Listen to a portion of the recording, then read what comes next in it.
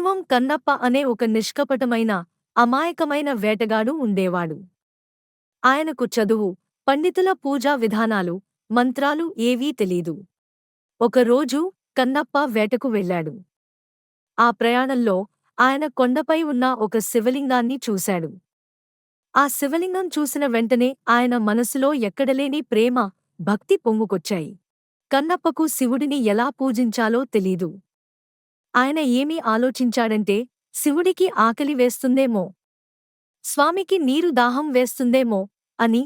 వెంటనే ఆయన ఆ రోజు తాను వేటాడిన జంతువు మాంసాన్ని స్వామికి ఆహారంగా అందించాలని భావించాడు. పక్కనే ఉన్న నది నుండి తన నోటితో నీరు తీసుకుని వచ్చి స్వామికి అభిషేకం చేయాలని అనుకున్నాడు. ఇంకా కొత్తగా దొరికిన పువ్వులను, ఆకులను స్వామిపై ఉంచాడు. పండితులు చేసే ఆడంబరమైన పూజలు ఆయనకు తెలీదు. అది కేవలం ఆయన హృదయం నుండి వచ్చిన స్వచ్ఛమైన సేవ. కన్నప్ప చేసిన పూజ చూసి దేవతలంతా ఆశ్చర్యపోయారు. ఎందుకంటే ఆయన చేసినదంతా లోక నియమాలకు విరుద్ధం. కాని శివుడు మాత్రం చాలా సంతోషించాడు.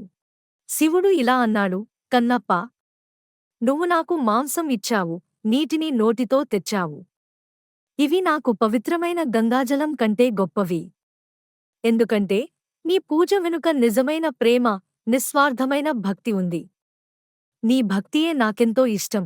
పిల్లలు, గుర్తుంచుకోండి, మన భక్తి అనేది మనం ఎంత ఖర్చు పెట్టాం లేదా ఎన్ని మంత్రాలు చదివాం అనే దానిపై ఆధారపడదు.